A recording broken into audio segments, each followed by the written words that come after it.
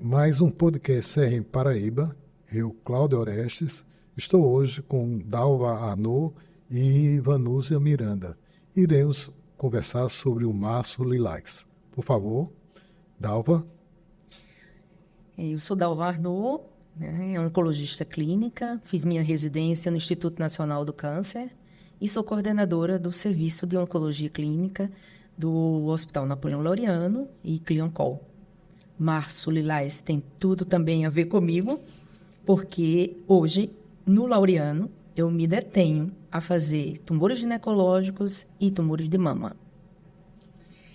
Meu nome é Vanúzia Miranda, sou médica ginecologista, tenho especialidade em patologia do trato genital inferior e citopatologia, então lido com prevenção de câncer de colo uterino, por isso essa identificação com Março Lilás, em conscientizar pessoas a necessidade da prevenção contra câncer de colo uterino ainda. Então, eu vejo que Deus colocou no meu lugar duas pessoas abençoadas em relação ao tema. E começando nesse sentido, eu queria que vocês falassem um pouco sobre o Março Lilás, a importância da questão da prevenção do colo de útero. O Março Lilás ele vem trazendo a consciência de algumas mulheres a necessidade de prevenção ainda. Muito nós falamos sobre prevenção de câncer de colo uterino, mas ele ainda é a quarta causa de morte entre mulheres no mundo. Para nós aqui no Brasil, é esperado 217 mil casos para 2024, segundo o Instituto Nacional do Câncer.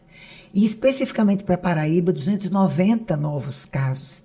Ainda é uma incidência alta para um câncer que se labuta tanto contra a existência dele, porque ele é absolutamente prevenível. E o que a gente nota é que exatamente nos países mais desenvolvidos, nós temos uma prevenção já muito aperfeiçoada, com métodos novos e mais eficazes em descobrir mulheres que têm a propensão a ter o câncer. E o nosso país, a gente acabou de ter uma mudança quanto aos exames de prevenção. Ainda eram os exames ginecológicos, o Papa Nicolau, o exame preventivo, o exame de lâmina, que todos conhecem, e acabamos de receber a notícia agora, no início de março, quanto ao uso de testes para a identificação da presença do vírus do HPV, como sendo agora o método de eleição, para que haja descoberta e identificação das mulheres com maior propensão para câncer de colo. Assim, não seria estranho, porque a gente espera que, com o avanço da medicina, com o avanço dos meios de diagnóstico, com o avanço que existe de uma maneira geral da prevenção, é certo que a gente passou por uma pandemia. E acredito que durante a pandemia deve ter tido algum impacto nessa questão da prevenção. Redução imensa.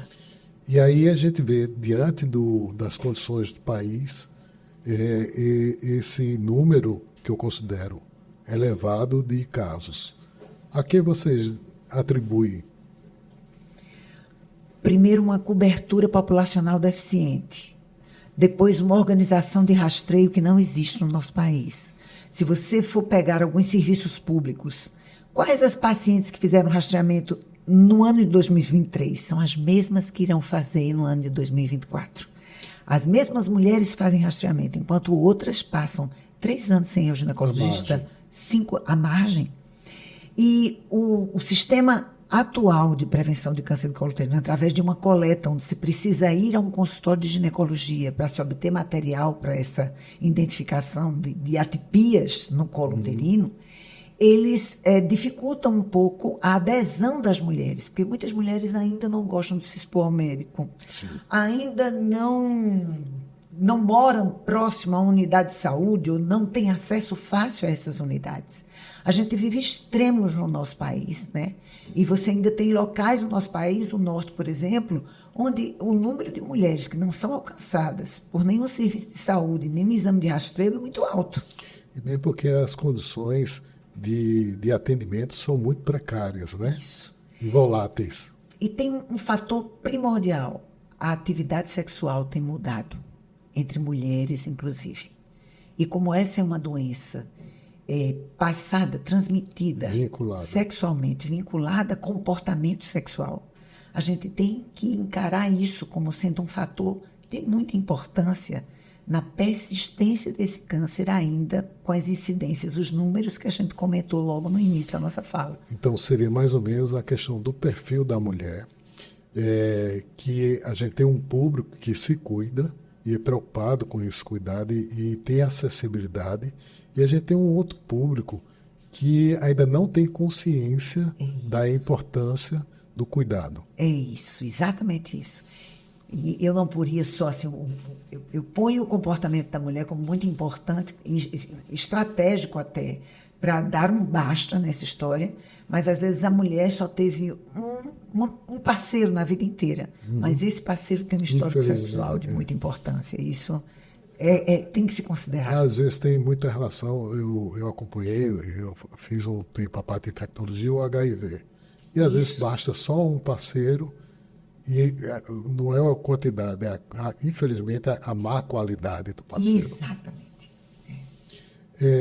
Bom, então, o câncer de colo do útero, ele deixa a sintomatologia habitualmente? Nas fases iniciais, porque o câncer ele começa em estágios que são considerados pré-neoplásicos. Nada. É por isso que a gente preconiza silencioso. Isso. A prevenção, porque ele é silencioso, nada específico. A mulher descobre casualmente, vai fazer um citológico e, puxa, fiz o ano passado, não deu nada, esse ano já deu isso aqui, como é que pode, né? Enquanto o carcinoma in situ, estadios mais precoces, ele também não tem nada específico. Quando uma invasão franca, o sinal mais de alerta que nós temos é sangramento. A mulher sangra fora do período menstrual, ela sangra quando mantém relações, ela sangra quando faz um esforço físico. Teria alguma relação? Sim, nos casos mais avançados, sim. Então já seria um sinal... Já seria um sinal de alerta. Então, a mulher que está nos ouvindo, é importante que ela atente para a questão do sangramento. O sangramento. Seja na pré-menopausada, a gente valoriza o sangramento, digamos, entre ciclos, e na pós, naquela que não estava sangrando e não era para voltou a sangrar. Outro detalhe também que a gente pode valorizar são os corrimentos. A vaginose bacteriana. A vaginose bacteriana, um odor mais forte e que possa despertar. Né? Seria associada a um quadro infeccioso, à lesão inicial. Seria Sim, isso? Exatamente. A vaginose bacteriana, ela deprime as defesas da vagina, em especial. Ela modifica a constituição do muco que protege o meio vaginal do ambiente mais acima endometrial. Então, ela vulnerabiliza a mulher a vários processos inflamatórios e infecciosos. Facilita o HPV entrar na célula, o HIV também, né, Dalpinha? Nesse caso, a gente teria mais ou menos de aconselhar a partir de que idade ou que momento seria mais adequado para começar a fazer o preventivo. O nosso país preconiza a partir dos 25 anos de idade. E essa idade foi fechada pela Organização Mundial de Saúde para, inclusive, esse método novo de rastreamento. Começar aos 25, terminar aos 64. E nos países de baixo poder aquisitivo, ficar entre 30 e 45 anos, que é o ponto ápice de maior frequência de mulheres com câncer. A idade é essa. O que eu acho que tem que alertar é que vida sexual começa a prevenção. Sim. Esse pensamento de Dalvinha está bem estabelecido para os portadores de HIV. Os portadores de HIV, eles não vão obedecer o rastreamento só aos 25 anos. Um ano depois do início da atividade sexual, eles já devem estar fazendo preventivo, independente da idade. Como eu lido com certa maneira com adolescentes, eu sempre percebo que a direcionamento do HIV para as adolescentes. A gente tem uma cultura que dificilmente a mulher, na primeira relação, ela vai impor o uso de preservativo. Entendeu? É cultural. A questão de confiança, a questão de não acontece comigo, acontece com qualquer pessoa, né? Como a gravidez.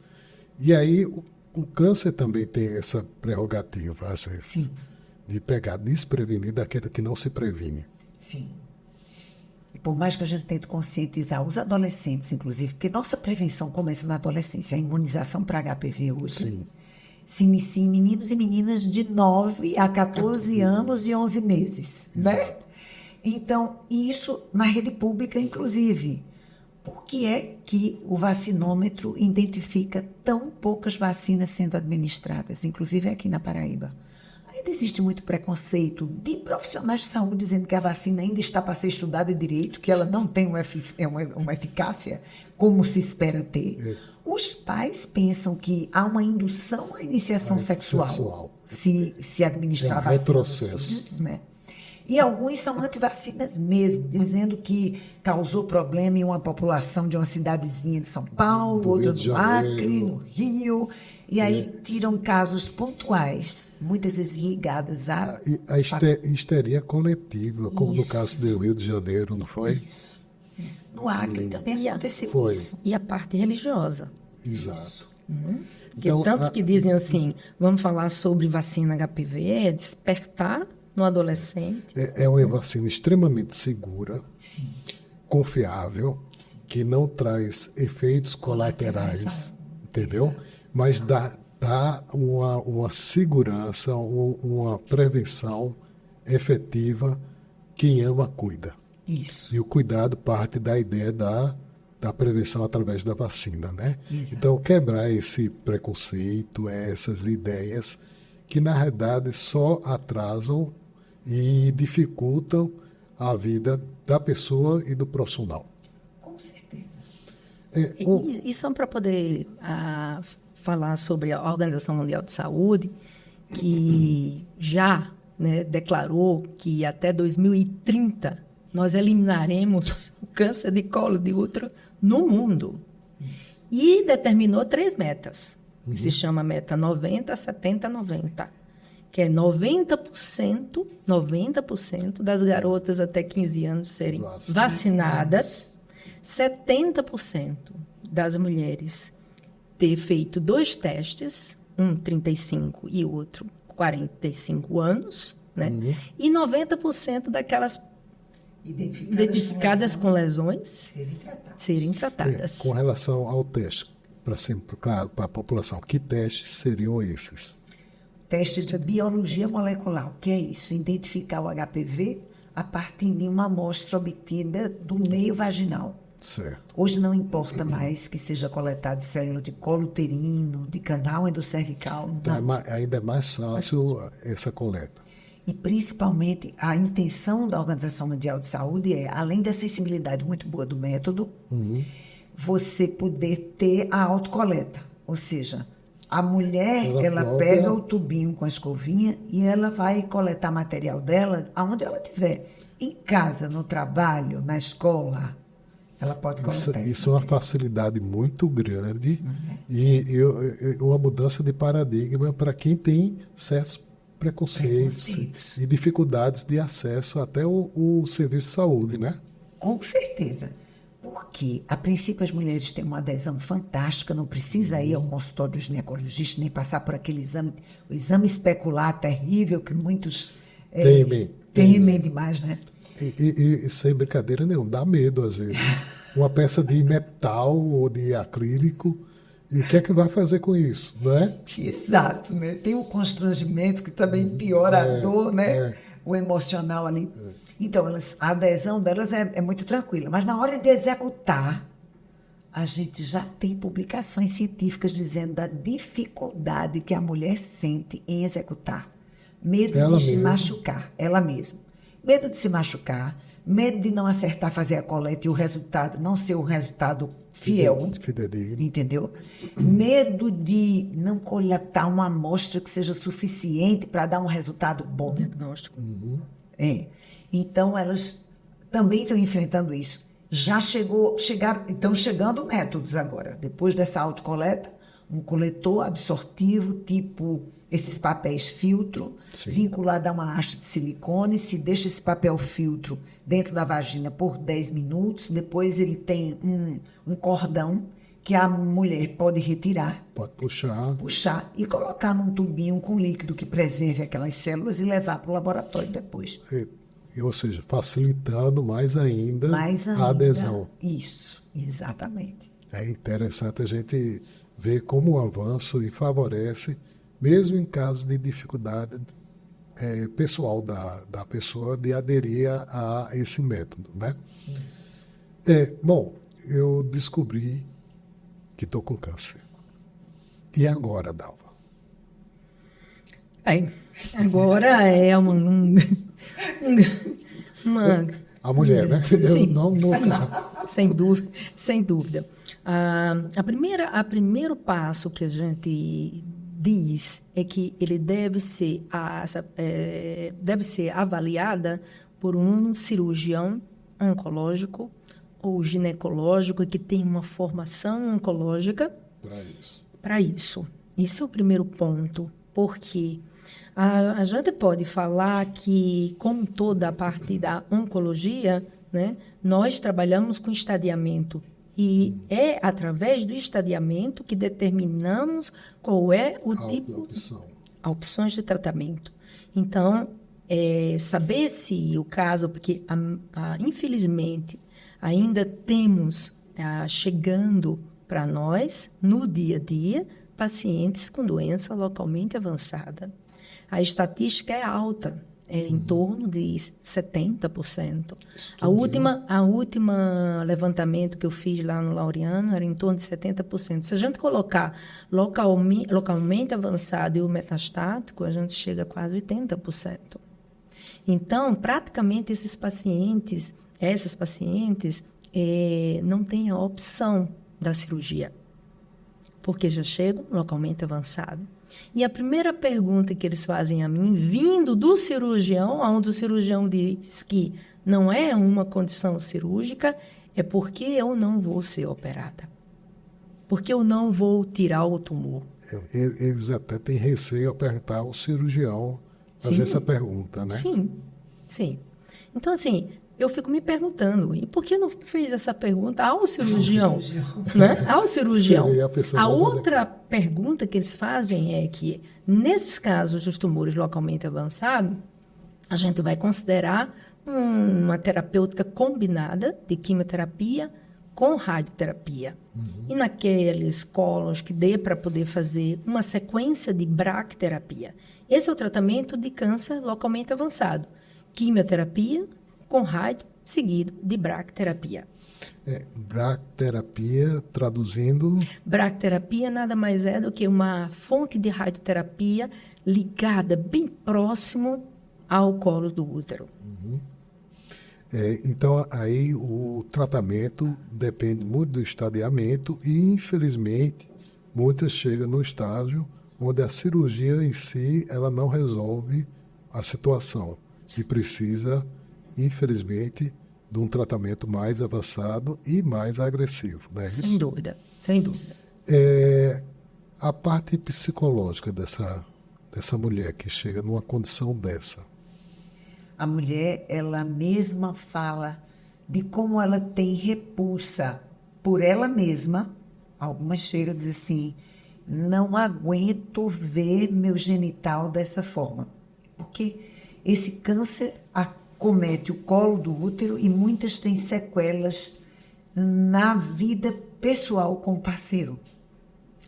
Então ela chega dizendo, eu não aguento me ver numa situação como essa, tendo uma infecção sexualmente transmissível e tendo chegado a esse ponto de cancelar a minha vontade de ser mãe ou prejudicar a minha vida íntima com o meu marido. Eu não tenho mais vida íntima com ele. Não consigo ter. A bracterapia faz parte desse tratamento de tumores localmente avançados e ela geralmente deixa sequelas, principalmente no canal vaginal, que fica menos elástico, menos resiliente, e a mulher sente muitos incômodos para a relação sexual. Isso dificulta a vida dela com o parceiro, sem sombra de dúvida. Ela tem medo também de tentar com o parceiro um intercurso sexual e tem nojo do parceiro. E às vezes acredito que passa na cabeça dela que ela tem receio de agravar mais o quadro dela. E ela diz assim, eu posso agravar meu quadro, inclusive mantendo relações com ele ainda, quem me garante que não foi ele que me passou e que ele já está bom disso? E se ele não tiver bom disso, me infectar de novo? Tem alguma proposta combinada nessa situação com o parceiro, do ponto de vista de estratégia, de diagnóstico, de prevenção? A gente fazia antes uma coisa chamada periscopia para descobrir lesões no parceiro. Eu lembro dessa época. E o que acontece? A fluência de falsos positivos e até dos positivos verdadeiramente era tão grande.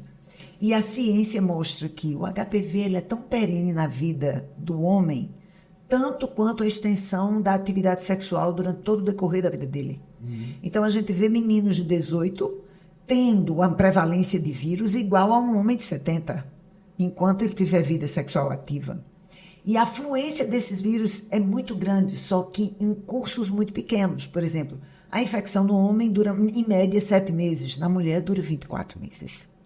Então, a mulher, mãe, que quer ver proteger outra mulher, propicia para que seu filho também seja vacinado, efetivamente, né? Com certeza, muitos homens dizem assim, eu não vou me vacinar não, porque se ela estiver vacinada, ela não vai ter nada, então para eu ter alguma coisa, eu não vou ter.